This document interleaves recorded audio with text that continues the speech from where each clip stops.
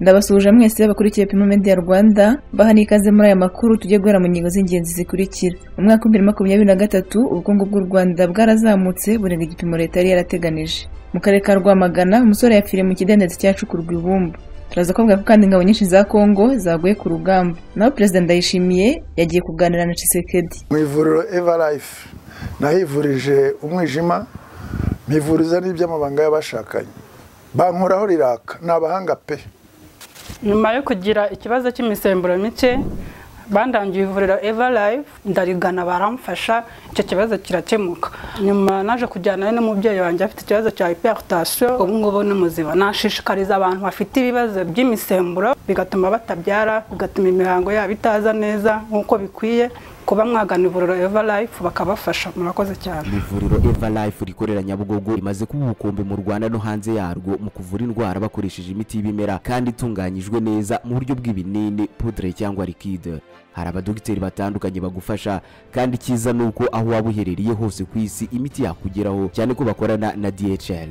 Mu ndwara bavura twavugamo nk'iz'imyororokere zose, kurangiza vuba no kubura ubushake, indwara zifata abadamu zose, igwingira ry'igitsina, indwara nk'umwijima, diabete, amara, igifu, asima. Abifuza kuva ku biyobyabwenge nabo barabafasha. Ku bindi bisobanuro wahamagara cyangwa ukandikira muganga. Everlife, icyizere cy'ubuzima. Muhaye kaze muri aya makuru ku buryo burambuye mugiye kugezwaho nanjye Jeanette Kabayiza. Tugiye guhera kuri ngivuga ko gusimbuza impyiko mu Rwanda byatangiye gukorwa kuri mituweli. Urwego rw'ubwiteganyirize mu Rwanda RSSB rwatangaje ko abarwayi bafite ikibazo cy'impyiko zikeneye gusimbuzwa ubu bashobora kuzihindurirwa bakishyura serivisi bakoresheje ubwisungane mu kwivuza mituweli de santé. Ibitaro byitiriwe Umwami Faisal byatangiye gutanga iyo serivisi guhera mu kwezi kwa gatanu umwaka wa 2023. Byatangajwe ko kugeza ku itariki 28 Mutarama umwaka wa 2024 abarwayi bagera kuri 18 bari bamaze kubagwa impyiko kandi byagenze neza. Umuyobozi w'ishami rishinzwe ubwishingizi bwa mituweli muri RSSB Rurisa Alexi yabwiye itangazamakuru ko kuri ubu ubwishingizi bwa mituweli bushobora kwifashishwa mu kwivuza uburwayi bw'impyiko ku bitaro. Gusa uwo muyobozi yavuze ko umurwayi wa mbere wabagiwe mu bitaro byitiriwe Umwami Faisal yabifashijwemo n'umuryango King Faisal Hospital Foundation ukamwishyurira ikiguzi cy'ubuvuzi bwose. Rurisa avuga ko abarwayi bakurikiyeho babagwaga bakoresheje ubwishingizi butandukanye burimo bwa Rama, ubwishingizi bwa MMI n'ubwa mituweli. Agira ati no guhana impyiko bikorwa kuri mituweli.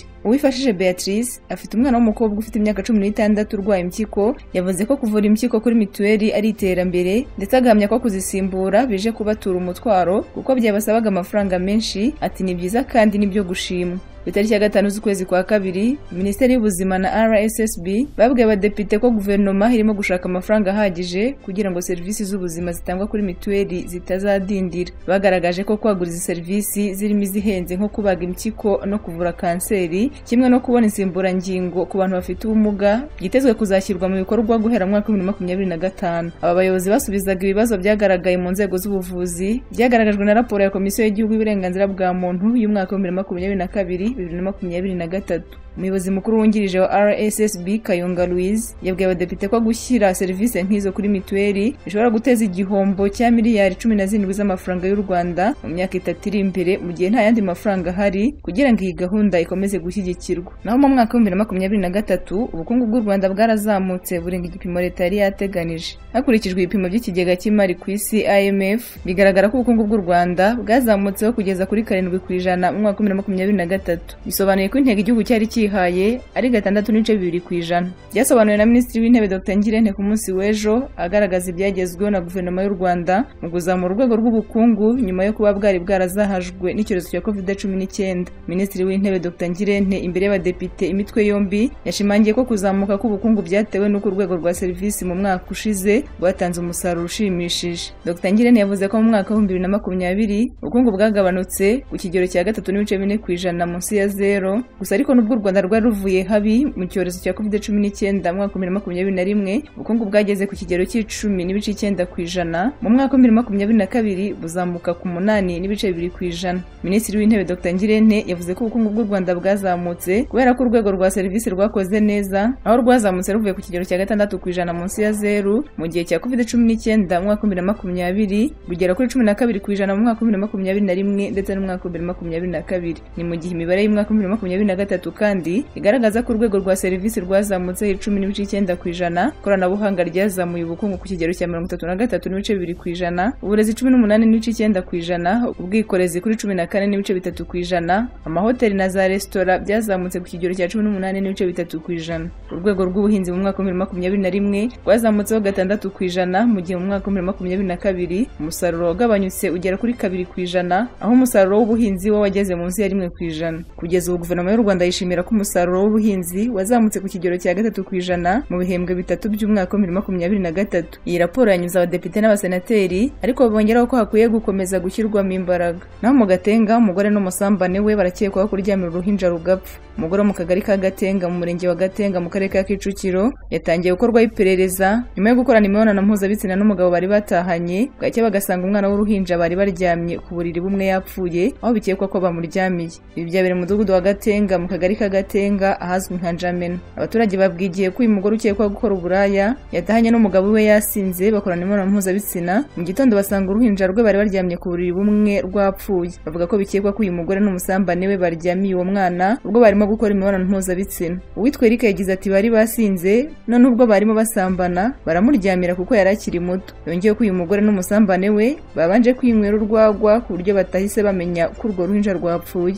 Umunyamabanga nshingwabikorwa w'akagari ka Gatenga Mugabo Rukika Christian yabwigiye ko uyu mugore n'umusambane we ndetse na nyirinzu batawe muri yombi. Ati RIB yabatwaye, yatwaye umugore n'uwo mugabo na nyirinzu, wenda kuvuga ngo bamuryamiye barimo basambana. Ibyo bizaterwa n'iperereza rigiye gukorwa, ntawabyemeza kuko nta gihamya, gusa icyamenyekanye nuko habayeho ubusambanyi muri iryo joro. Yakomeje ashimangira ko amakuru bafite ari uko uyu mugore yasambanye n'uwo mugabo, ndetse ko iperereza ari ryo rizagaragaza ko koko ubwo bari muri icyo gikorwa baryamiye uwo mwana bikamuviramo gupfa. I Kayonza umusore yatawe muri yombi azira gusenya inzu ya nyirakuru ashinja kumuroga. Umusore w'imyaka 24 wo mu karere ka Kayonza yatawe muri yombi nyuma yo gufatwa asenya inzu ya nyirakuru amushinja kumuroga ku buryo byanatumye areka gukora ubucuruzi yakoraga. Uyu musore yatawe muri yombi ku munsi w'ejo mu mudugudu wa Kabuye mu kagari ka Gikaya mu murenge wa Nyamirama. Umunyamabanga nshingwabikorwa w'umurenge wa Nyamirama Ntagwabira Oswald yabwiye igihe koko ko uwo musore yamaze gutabwa muri yombi ndetse anashyikirizwa inzego z'umutekano nyuma yo kumusanga asenya inzu ya nyirakuru amushinja kumuroga, yabazwa ibimenyetso akabibura. Yagize ati nibyo koko umusore twamufashe ngo yarafitanye ikibazo na nyirakuru, yatubwiye ko yarafite ubucuruzi yakoraga bwa butike buza guhomba amenya ko ari nyirakuru bimuterereza. Ni ibintu bimaze igihe kinini, twasanze rero yagize umujinya asenya urugi n'idirishya by'aho uwo mukecuru atuye.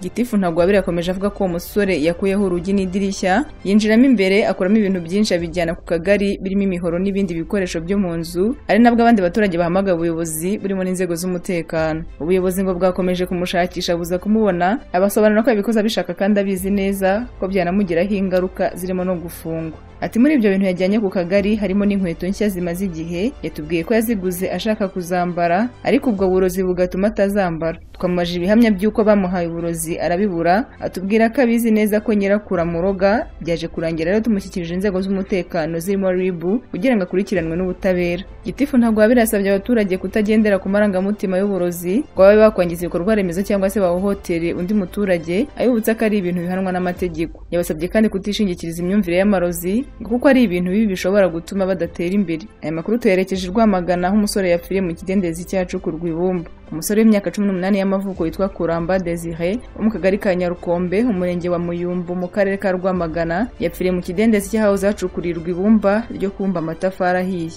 Ahagana saa 10 z'umugoroba nibwo uyu musore yapfiriye muri icyo cyobo cyacukurwagamo ibumba ryo kumba amatafari. Abaturage bo muri aka gace babwiye ikinyamakuru Igihe ko ahantu uyu musore yapfiriye hamaze gupfira abandi bantu batatu, bagasaba ko cyasibwa cyangwa kigashyirwaho ibintu abantu batageramo. Mushiki wa nyakwigendera Nyirantegerejimana Sarah yabwigiye ko musaza we yarohamiye muri icyo cyuzi ubwo yari yagiye kogamo. Umunyamabanga nshingwabikorwa w'umurenge wa Muyumbu Muhamya Amani yemeje iby'urupfu rw'uyu musore, avuga ko umurambo wa nyakwigendera utahise ukurwa muri icyo cyuzi kuko utari waboneka. Meya w'akarere ka Rwamagana Mbonyumuvunyi Rajab yabwigiye ko uruganda rukora amatafari muri icyo gishanga babaye baruhagaritse kugira ngo basibe ibinogo bitandukanye byacukuwemo ibumba. Naho mu karere ka Ruhango babiri bakurikiranyweho kwica umukecuru. Urwego rw'ubugenzacyaha ruvuga ko rwataye muri yombi abagabo babiri bakekwaho kwica umubyeyi Mukamabano Marie Claire. Umuvugizi wa RIB Dr Murangira Murangira Thierry avuga ko mu bataye muri yombi harimo umugabo wa nyakwigendera witwa Kalisa Anastasie na Rutaneshwa Saleh. Dr Murangira avuga ko abo bombi bakurikiranyweho icyaha cy'ubwicanyi gituruka ku makimbirane bari bafitanye na nyakwigendera. Ati bafashwe mu gitondo kandi hari ibimenyetso bituma bakekwa bitatangazwa mbere y'iperereza. Urupfu rw'uyu mubyeyi rwamenyekanye mu gitondo cyo ku munsi w'ejo ubwo umurambo watoraguye imbere y'inzu ye.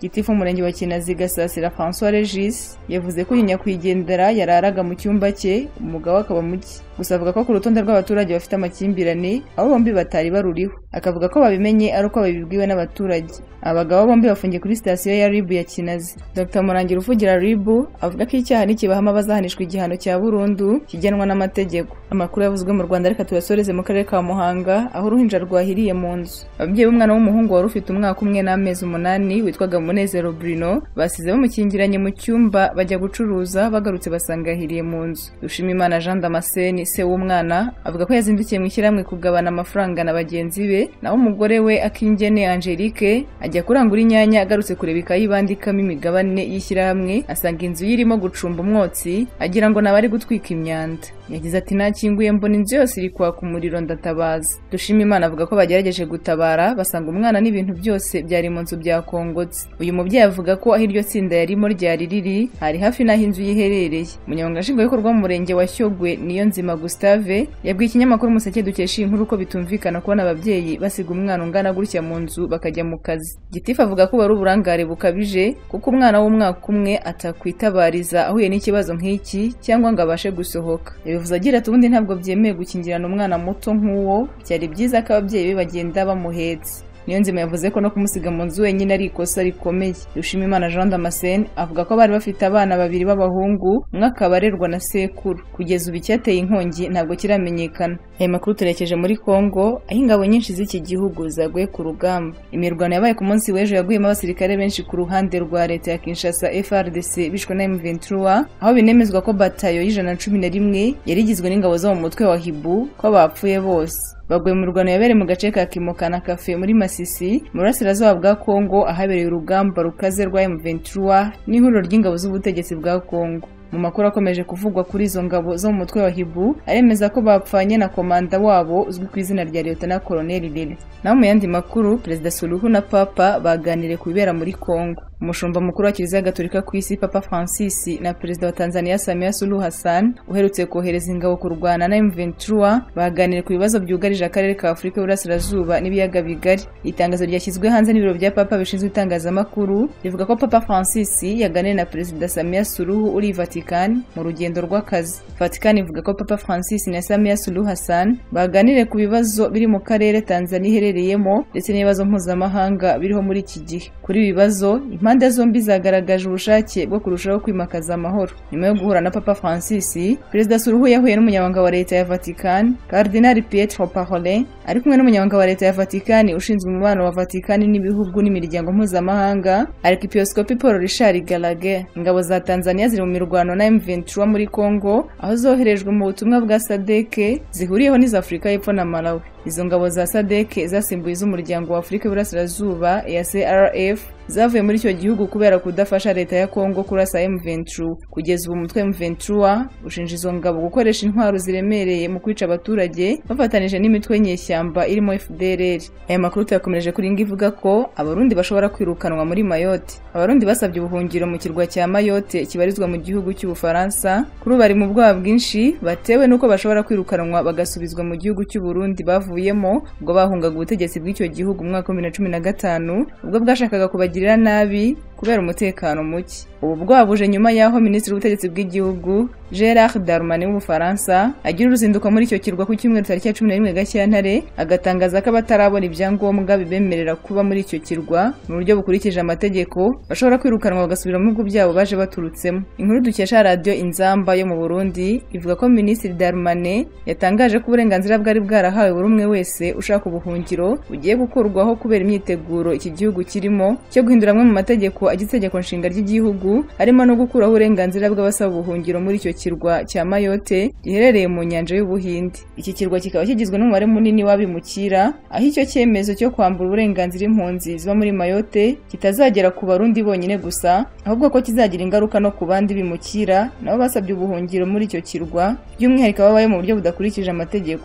umwe mu barundi bahungiye muri icyo kirwa waganiriye na radiyo Inzamba yo mu Burundi yagize ati duteye impungenge n'umutekano muke dufite muri iyi minsi aho kuri udashobora gusohoka tuguma mu nzu gusa kandi izo nzu tubamo ni iz'abaturage ba Mayotte kandi benshi muri twe babwiwe ku isaha n'isaha bashobora kuyavamo ngo kuko ntibakeneye gupangisha abanyafurika. Uyu muturage akomeza avuga ko ibikorwa byabo bya buri munsi bashakiragaho amaramuko kuri ubu byahagaze none ikiza gukurikira ibyo ngo akaba ari uko bagiye kubasubiza iwabo aho baje baturutse bagasaba ko umuryango utabara impunzi HCR wabakurikiranira iby'iki kibazo. Abo barundi ndetse n'izindi mpunzi zitandukanye ziba muri iki kirwa cya Mayotte ku mpamvu z'ubuhunzi bakaba basaba abafite icyo babafashisha by'umwihariko ishyirahamwe ry'umuryango w'abibumbye ryita ku mpunzi HCR kubakurikiranira icyo kibazo kuko impunzi zidashobora gusubizwa iwabo mu gihe atari bo ubwabo babyisabiye. Mu yandi makuru, Perezida Ndayishimiye yagiye kuganira na Tshisekedi.